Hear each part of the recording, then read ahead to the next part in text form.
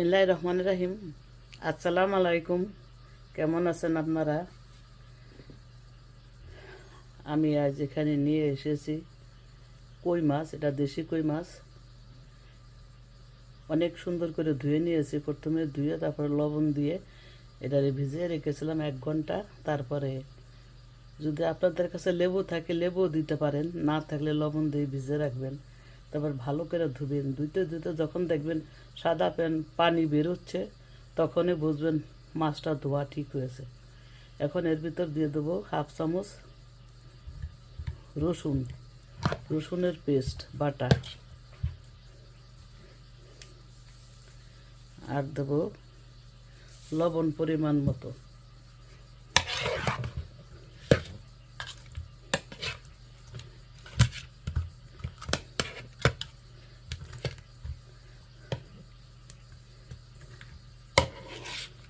এটা প্রথমে ভালো করে মেখে নিতে হবে।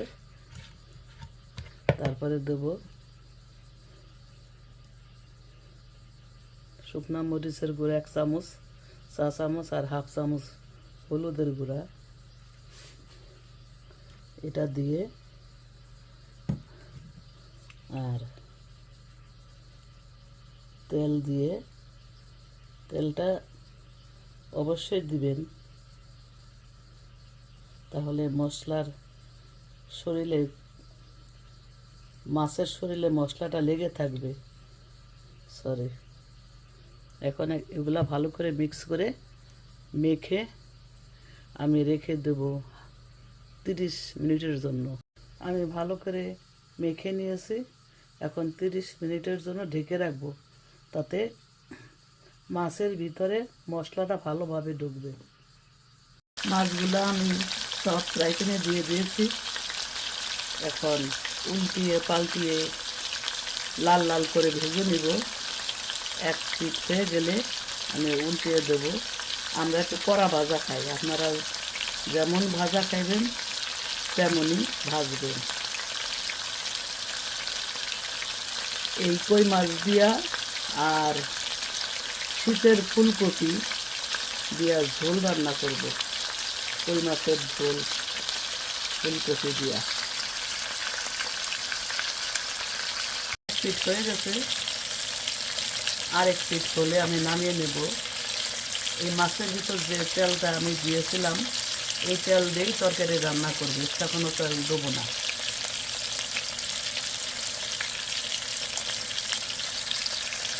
মাছ ভাজার তেলটা আমি এই পাতিলে নিয়ে নিয়েছি।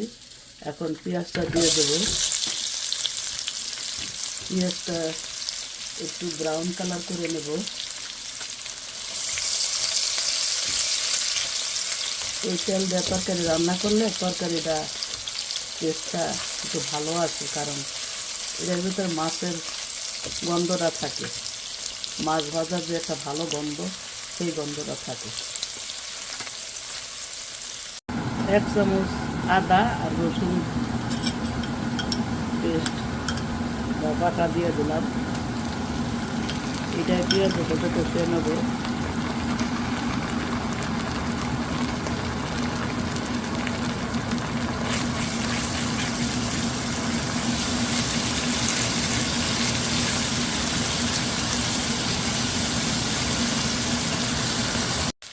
আমার আদা রসুনের বাটা ভালো করে কষিয়ে নিয়েছি। এখন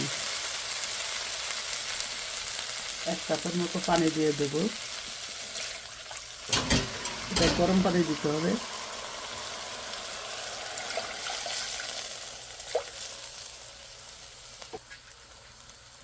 এখন গুঁড়া মশলাটা দিয়ে দেব। লাল মরিচের গুঁড়া 1/2 চামচ, 1/2 চামচ কালার করার জন্য কালারিং মরিচ, 1 চা চামচ জিরার গুঁড়া, 1/2 চামচ হলুদ, আর 1 চামচ ধনিয়ার গুঁড়া। এই সবগুলো এখন একটু দিয়ে দিলাম। এগুলা ভালো করে কষিয়ে নেব। যখন কষাইতে কষাইতে যখন দেখবেন তেলটা উপরে উঠে গেছে, তখনই বুঝবেন যে ঠিক মতো কষানো হয়ে গেছে। তাহলে আর কাঁচা গন্ধ থাকবে না মশলার। যে যত সুন্দরভাবে কষাতে পারবেন তার তরকারি ততই মজা লাগবে। এখন আমি কষিয়ে নেব।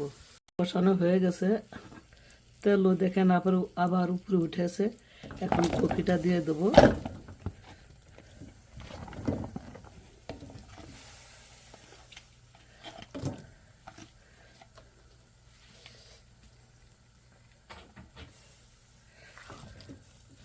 নাড়াচাড়া দিয়ে কষিয়ে নেব। তারপরে ঝোলের পানি দিয়ে দেবো। রান্না একেবারে ইজি, একবারে সোজা রান্না।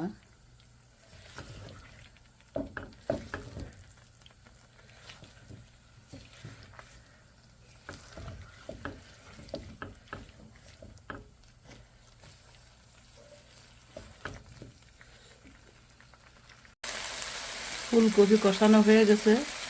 ঝোলে সবসময় গরম পানি দেওয়ার চেষ্টা করবেন। এখন গরম পানি দিয়ে দিলাম।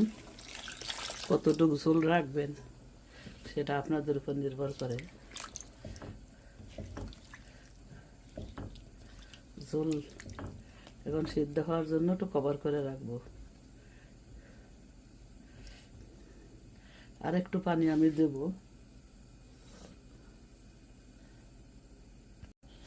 আরও 1 কাপের মতো দিয়ে দিলাম। এখন কভার করে ফুলকপিটা সিদ্ধ করব।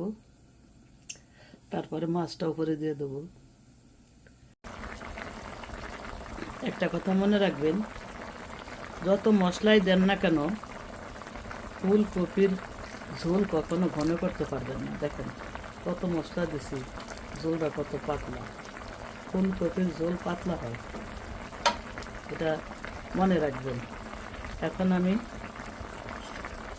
একটা মরিচ দেবো। এটা এখানের মরিচ, এটা কালো পিনো। বেশি ঝাল না, কিনে আনছি।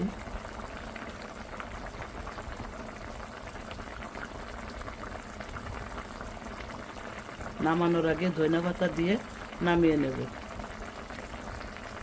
মাছ ফুলকপির তরকারি আমার রেডি।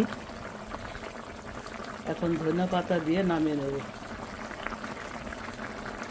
আমার শীতকালীন সবজি ফুলকপি আর দেশি কই মাছ দিয়ে রান্না করলাম। আশা করি আপনাদের ভালো লেগেছে।